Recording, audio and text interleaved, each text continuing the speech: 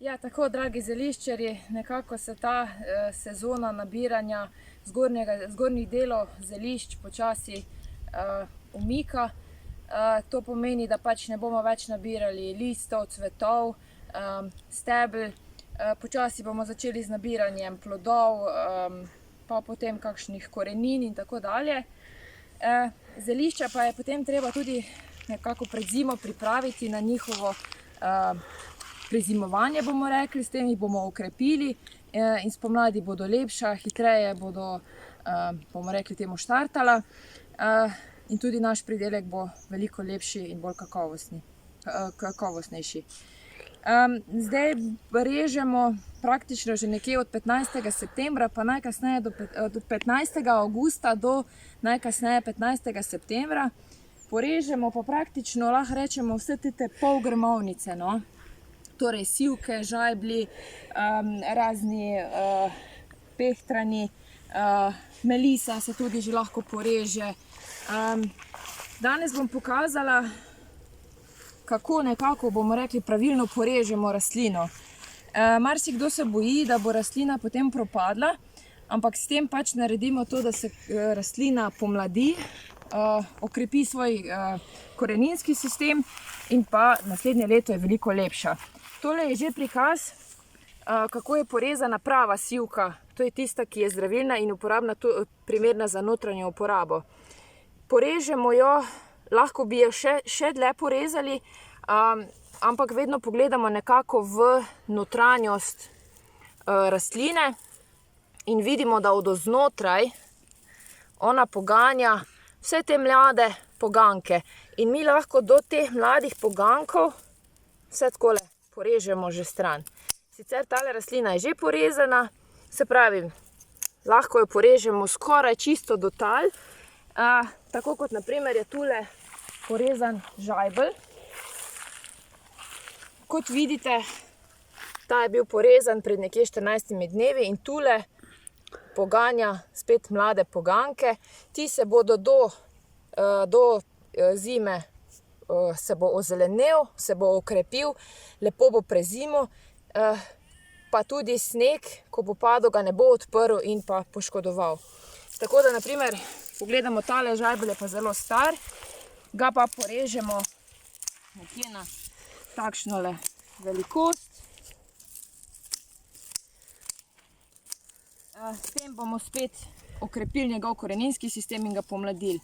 Zdaj je tudi čas izdelava potaknjencev.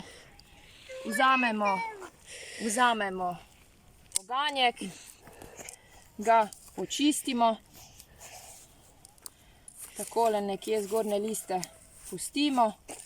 Pogledamo, da ima rastlina vsaj takale velika, vsaj nekje 3 kolenca. Kolenca so tole, ne? Tukaj, ko poganjajo ven listi. 1, 2, 3, tule ima 4 kolence, tule gor na vrhu je še eden. Odrežemo pod 3. kolencem poševno in to preprosto vtaknemo v zemljo, dobro zalivamo in naslednje leto imamo novo rastlino. Potaknjence naredimo več, zato ker pač včasih, kjer potaknjence ne rata najboljše, se posuši. Zato, na primer, če hočemo imeti 5 žajbljev, pač naredimo 10 potaknjencev. Naprej vam pokažem na svoji visoki gredi. No, tako, zdaj smo tukaj pri moji visoki gredi, kjer lahko že vidite, da sem si že pripravila potaknjence. To so, na primer, potaknjenci smilja. Torej, kako ga pravilno naredimo? Kot sem že povedala, vzamemo rastlino, ki ima nekje najmanj 3 kolenca. Spodaj je odrezano pod kotom. Tale res mora biti čist, ne sme biti poškodovan. Potem pa preprosto z eno palčko naredimo v zemljo luknjico, vtaknemo notri potaknjenec, takole potapkamo zemljo okrog in dobro zalivamo. Zdaj, kar se tiče zalivanja,